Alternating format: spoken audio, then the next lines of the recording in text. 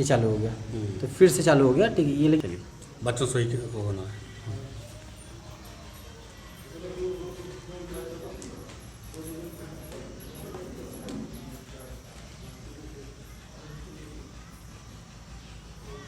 Good morning, students. I am from KD School, Mai Barpur, and this is a class of 12th. And today is the first day of the new session, and I wish you all of you best of luck for your bright future. Now we will come on the grammar portion, and the first chapter is transformation of sentence. What is transformation of sentence? You can see on the board. To transform a sentence is to change it from a grammatical form to another without altering its sense. Without altering its sense. Transformation of sentence क्या है बच्चों? किसी वाक्य को हम परिवर्तित कर दें किंतु उसका अर्थ जो है चेंज ना हो। For example look here, I am not illiterate. मैं अशिक्षित नहीं हूं। इसको हम इन शब्दों में भी कह सकते हैं, I am literate, मैं शिक्षित हूं। यहां आप देखेंगे तो सेंटेंस डिफरेंस है, दोनों का स्ट्रक्चर जो है डिफरेंट है। यहां पर देखिए I am not illiterate, ये दूसरा सेंटेंस है, I am literate, लेकिन जब इसकी मीनिंग हम निकालेंगे we will get the same answer. Second, he is too poor to buy a cheap shirt. वह इतना गरीब है कि एक सस्ती शर्ट के लिए भी गरीब है। एक सस्ती शर्ट खरीदने में भी वह गरीब है। हम इन शब्दों को, इन वाक्यों को इस तरह भी कह सकते हैं, he is so poor that he cannot buy a cheap shirt. वह इतना गरीब है कि वह एक सस्ती शर्ट भी नहीं खरीद सकता। Both sentence are different structure but the meaning of both sentence is the same. यही होता है जो है ट्रांसफॉर्मेशन ऑफ सेंटेंसेस, कि सेंटेंस का जो है स्ट्रक्चर चेंज हो लेकिन मीनिंग उनकी जो है चेंज नहीं होनी चाहिए। अब इंटरमीडिएट में जो है 7 टाइप्स के जो है क्वेश्चंस आते हैं जो ट्रांसफॉर्मेशन ऑफ सेंटेंस के अंतर्गत हैं। पहला है सेंटेंस विद एडवर्ब टू। ऐसे सेंटेंस रहेंगे जिसमें एडवर्ब टू का प्रयोग किया जाएगा, और जब एग्जाम में आएंगे तो सेंटेंस जो है ब्रैकेट में दिया रहेगा यूज टू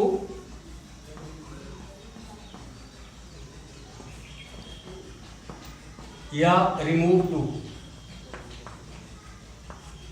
सेंटेंस में यूज टू करना होगा तो सो से स्टार्ट होगा सो, और अगर रिमूव टू होगा तो उसमें जो है सो दैट का प्रयोग करते हैं। सेकंड है interchange of degree of comparison. ये सेकंड इसका जो है टाइप है, इसको आगे हम बताएंगे, पहले इसकी चर्चा हम करेंगे। फिर तीसरा है interchange of active and passive voice. आप हाई स्कूल में भी पढ़ चुके हैं एक्टिव पैसिव के विषय में, तो एक्टिव वॉइस और पैसिव वॉइस जो है इसका थर्ड टाइप है। और फोर्थ टाइप है interchange of affirmative and negative. Fourth में अफर्मेटिव सेंटेंस दिए रहेंगे, उसके नेगेटिव बनाने होंगे, और नेगेटिव दिए रहेंगे, उसके अफर्मेटिव बनाने होंगे। Fifth of interrogative, interchange of interrogative and assertive. Interrogative sentence से, प्रश्नवाचक वाक्यों से हमें एसेटिव सेंटेंस बनाने होंगे। एसेटिव 2 टाइप के होते हैं, नेगेटिव और अफर्मेटिव। इसके बाद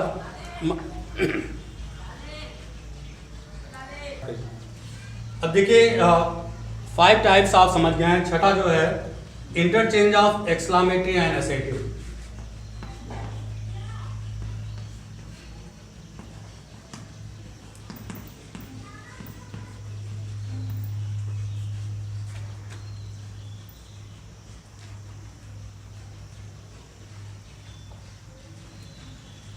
फिफ्थ सिक्स्थ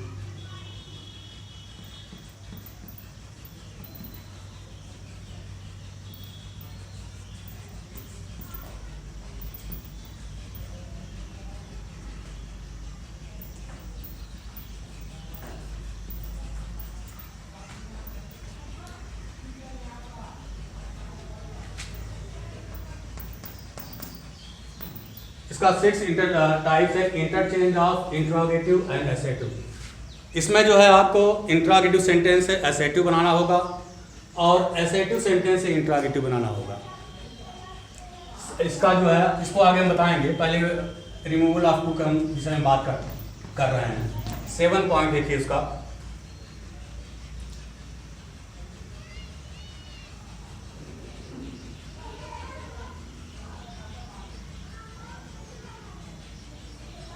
इंटरचेंज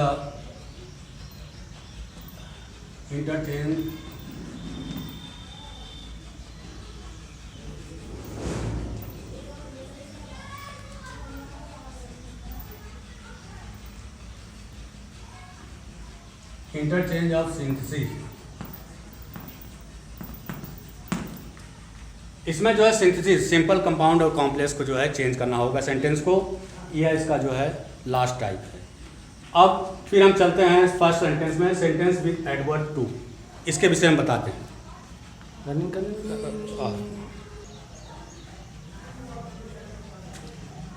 देखिए बच्चों, यह जो है सेंटेंस, इसका जो टाइप्स था उसमें फर्स्ट टाइप है सेंटेंस विद एडवर्ब टू। इसमें रूल देखिए,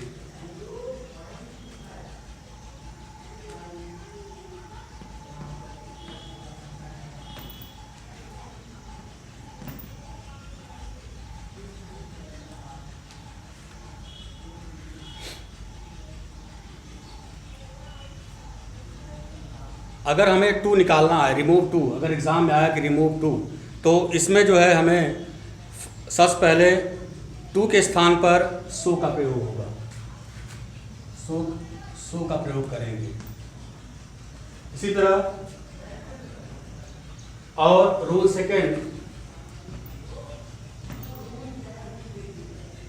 कंजंक्शन दैट का भी प्रयोग होगा।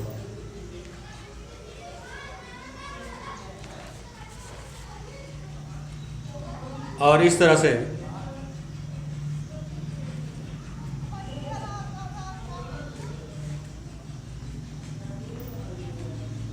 रूल थर्ड देखिए,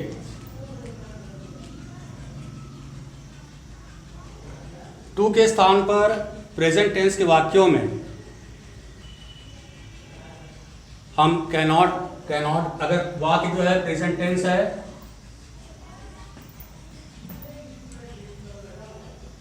वाक्य अगर प्रेजेंट टेंस में है तो कैनॉट को हम यूज करेंगे। और यदि सेंटेंस पास्ट टेंस में है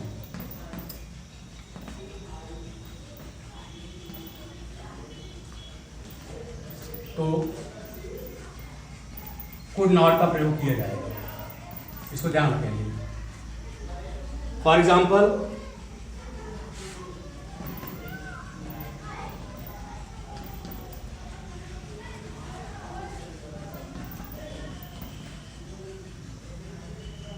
he is too old to run। Exam में अक्सर आते हैं। अब इसमें टू दिया गया है तो दिया रहेगा रिमूव टू। इसमें से टू निकालना है, लेकिन इसकी मीनिंग चेंज नहीं होनी चाहिए। He is too old to run, वह इतना बूढ़ा है कि वह दौड़ नहीं सकता। टू का अर्थ टू लगाने से। अब इसी सेंटेंस को हमें डिफरेंट स्ट्रक्चर में लिखना है और मीनिंग उसकी चेंज नहीं होगी। अब यहाँ पे दिया गया है, अगर सेंटेंस जो है प्रेजेंट टेंस में है तो कैनॉट का प्रयोग होगा और सो और दैट को लेकर। इसका आंसर होगा ही is so old, conjunction that he cannot, he is so old that he cannot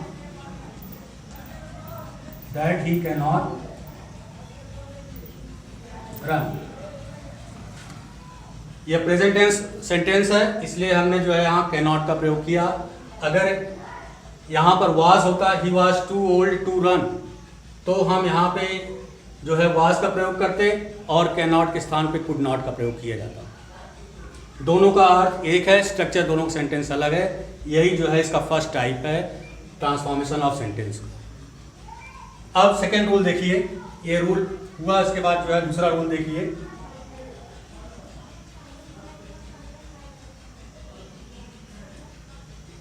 अब ये प्रेजेंट टेंस के सेंटेंस हो गए।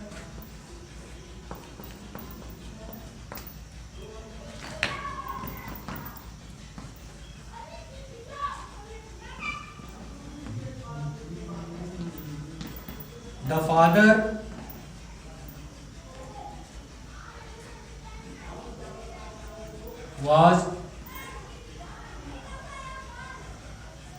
was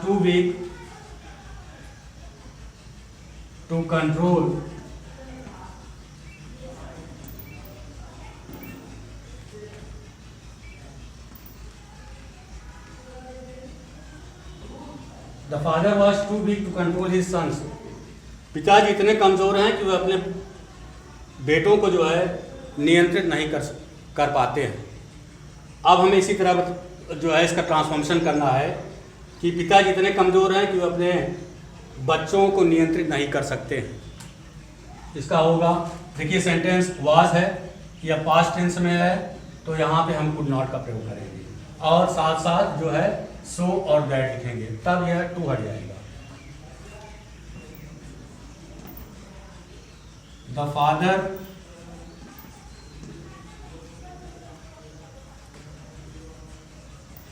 was so big that he could not, यहाँ कैन नॉट का प्रयोग नहीं करेंगे, that he could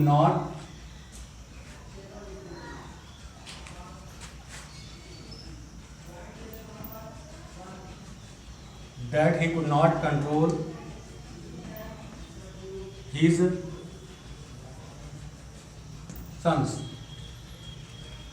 यहाँ देखिए कुड नॉट का प्रयोग करके पूरा सेंटेंस बनाया गया। यह इस तरह से होगा। यदि एग्जाम में दिया गया रिमूव टू, इसकी जहां पे यह भी दे सकते हैं, एग्जाम में मान लीजिए यह वाला सेंटेंस इसे दिए, ही is so old that he can not run, यहां पे दिया रहेगा यूज टू का प्रयोग करना है। तो सेम जो है आपको यह सेंटेंस लिखना होगा। देख लीजिए सेंटेंस जो है प्रेजेंट में है, he is so old that he can not run, use too दिया गया है तो आप लिखेंगे he is too old to run. और अगर दिया गया है एग्जाम में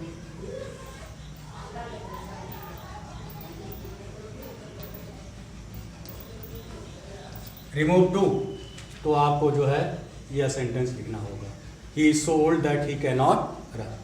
दोनों तरह से पूछ सकते हैं। रिमूव टू होगा तो आपको जो है यह सेंटेंस देना होगा, और यूज टू होगा तो यह सेंटेंस आपको लिखना होगा, अल्टरनेट करके इधर बदल कर। यह इसी तरह होते हैं।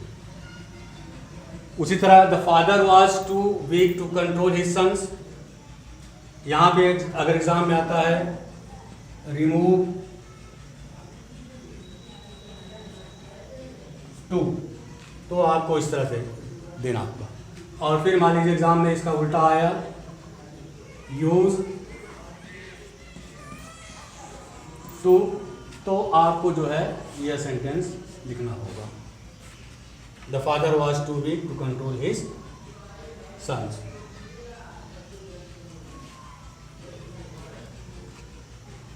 एक सेकंड बच्चे आप,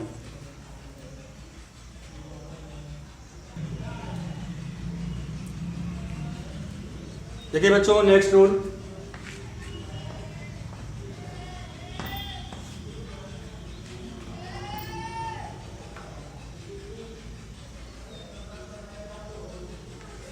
he is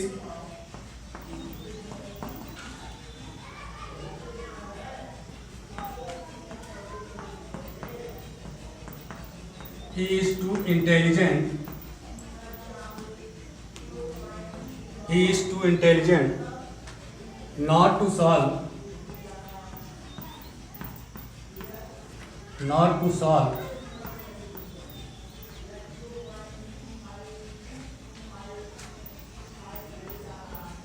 all the problems.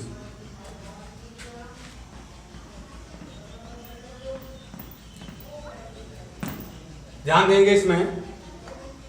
अब मान लीजिए दिया गया रिमूव टू,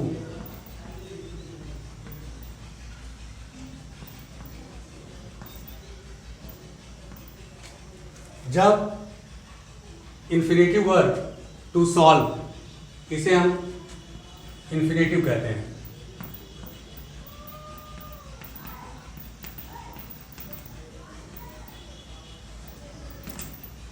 जो टू से प्रारंभ हो, to solve, to run, to catch, to jump, ये सारे जो है मिलाकर ये इन्हें जो टू से ज्वाइंट होते हैं इन्हें हम इन्फिनेटिव वर्ब कहते हैं। अगर इन्फिनेटिव वर्ब नेगेटिव है, नॉट का प्रयोग किया गया है और इसमें रिमूव टू को निकालना है तो नॉट को जो है हम हटा देंगे।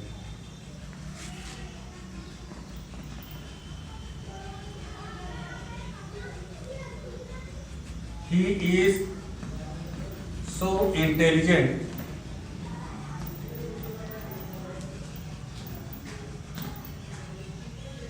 intelligent that कंजंक्शन लगेगा, that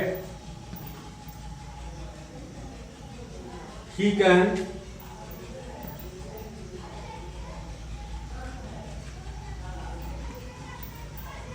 solve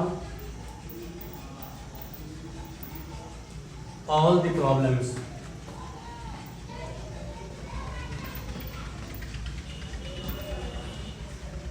That और so का प्रयोग करेंगे। He is so intelligent that he can solve all the problems. अगर cannot कर देते हैं तो सेंटेंस आपका जो है वह गलत हो जाएगा, क्योंकि इसमें जो है नॉट दिया गया है और इन्फिनेटिव वर्ब के पहले नॉट का प्रयोग किया जाए तो हमें जो है नॉट का प्रयोग जो है चेंजिंग करते समय नहीं करना चाहिए।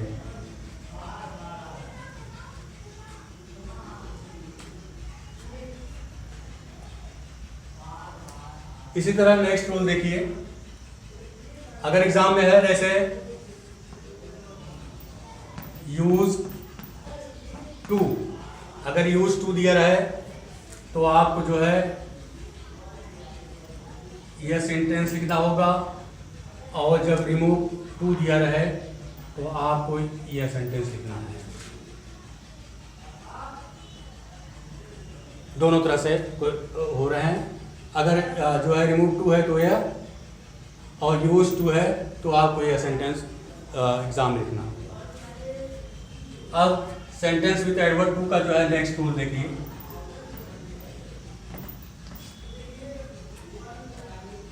यदि सेंटेंस जो है सब्जेक्ट इट से स्टार्ट होता है या किसी निर्जीव वस्तुएं, बेजानदार वस्तुएं से होता है तो उसमें हम जो है वन का प्रयोग करेंगे। फॉर एग्जाम्पल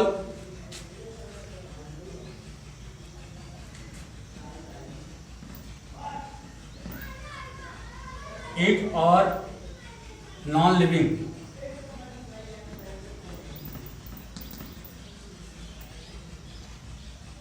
इट और नॉन लिविंग से सब्जेक्ट्स हैं तो हमें जो है वन का प्रयोग करना है। जैसे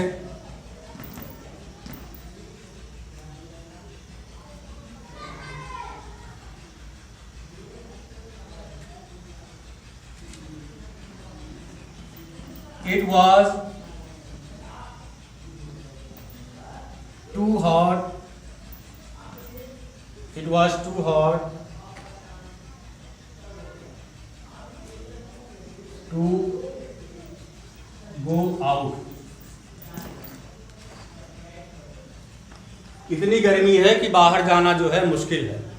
अब इसमें एग्जाम में है, जैसे एग्जाम में पूछा गया रिमूव टू, इसमें से टू निकालकर सो दैट का प्रयोग करना है। सेंटेंस जो है देखिए वाज है, पास्ट टेंस में है, और इसमें जो सब्जेक्ट है वह इट है यहाँ बताया गया है कि अगर जो है इट रहे या नॉन लिविंग चीज़ें रहें तो हमें वन का प्रयोग करना होगा। It was so hot, it was so hot that one cannot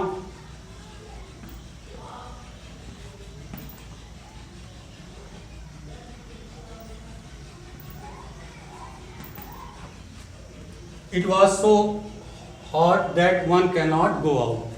यहाँ पे वन का प्रयोग करेंगे क्योंकि यहाँ सब्जेक्ट इट। इसी तरह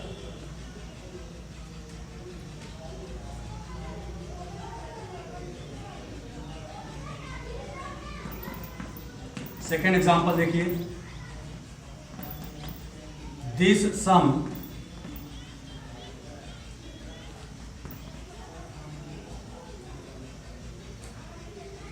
is too hard, this sum is too hard that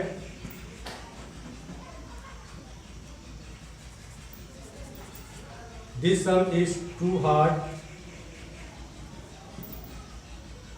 to solve। this sum is too hard to solve। देखिए यहाँ पे इट है, इसलिए हमने जो है यहाँ पे वन का प्रयोग किया।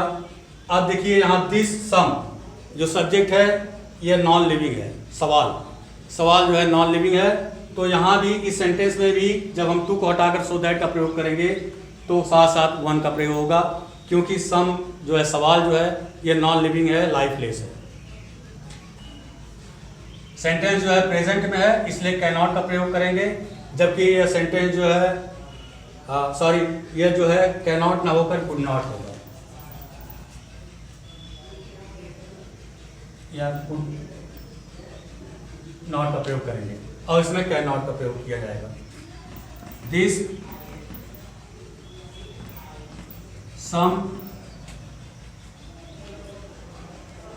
Is so hard that one cannot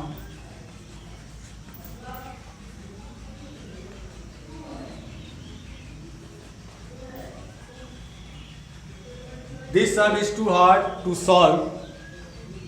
इसका होगा this sum is so hard that one cannot solve। यह है इसका।